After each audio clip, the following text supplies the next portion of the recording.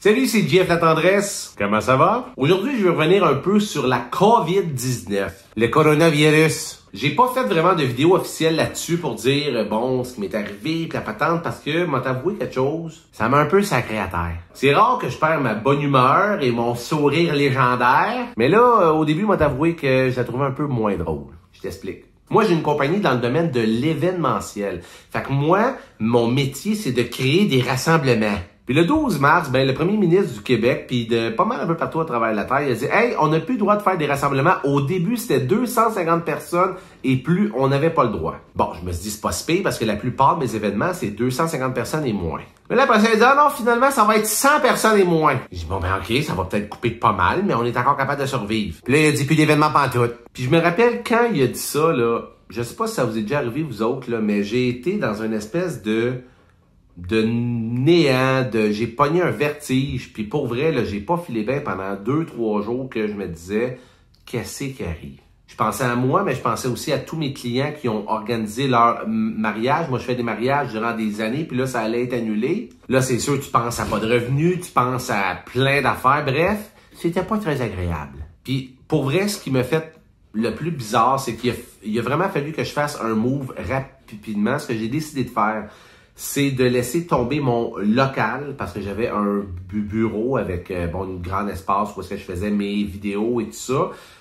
J'ai laissé tomber ça pour revenir à la maison. C'est une grosse décision, mais de toute façon, c'est quelque chose que je voulais faire parce que depuis déjà un certain temps, je faisais mes rencontres clientes en ligne avec Zoom. Fait que ça allait quand même bien. Fait que je voulais le faire, mais des fois, la vie, elle te pousse à agir un peu plus vite que tu penses. Fait que vraiment, ce qui a vraiment été difficile pour moi, c'est de commencer à pacter tout le stock pour aller dans un plus petit entrepôt. J'avais plus besoin de si grand parce que mon bureau allait être à la maison. De dire à mon assistante, hey, pendant les prochains mois, écoute, je vais te mettre sur le chômage. Ça a été hallucinant, c'est vraiment difficile. Puis sérieusement, je me rappelle la dernière journée que j'avais vidé tout le stock. Là. Écoute, ça faisait plusieurs années que j'étais là, des beaux souvenirs, on a fait des parties là. Puis quand j'étais là la dernière journée, j'étais là avec mes enfants pour dire comme, hey, c'est pas fini, là, mais c'est juste une autre étape. T'sais. Puis tu sais, moi, je suis tout le temps monsieur positif. Là. Pour vrai, là, c'est rare que je suis de mauvaise humeur. Je suis tout le temps positif. Puis moi, la phrase que j'ai tout le temps, c'est « Y a rien pour rien dans la vie ». Mais tu sais quoi? J'y crois encore à cette phrase-là. Je pense que ça a du bon parce que, écoute, j'ai parlé à plusieurs personnes qui disent « Sais-tu quoi? Oui, c'est difficile. Oui, on a peur financièrement. On a peur à tout ce qui se passe. Mais c'est là qu'on retrouve peut-être les vrais valeurs, que quand on marche dans la rue, on dit allô aux gens. J'appelle ma mère un peu plus souvent. On se rend compte que notre santé, on l'avait pris pour acquis.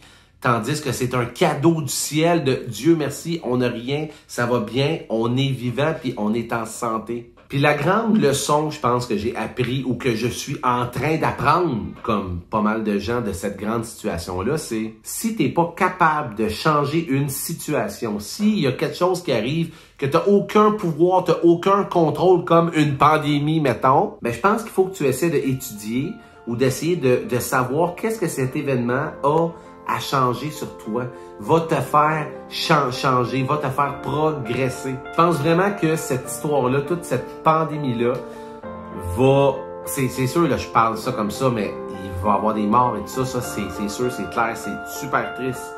Mais je pense que pour ceux qui vont rester, on va tout être transformés. Et je souhaite que cet événement-là va vous transformer aussi.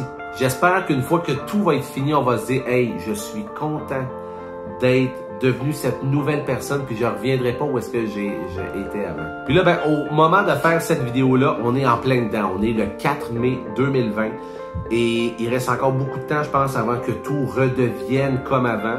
Mais j'espère que tout ne redeviendra pas comme avant. J'espère qu'on va aller un step au-dessus. Et puis, je vous souhaite de trouver du beau dans toute cette grande situation-là. Salut, bye bye.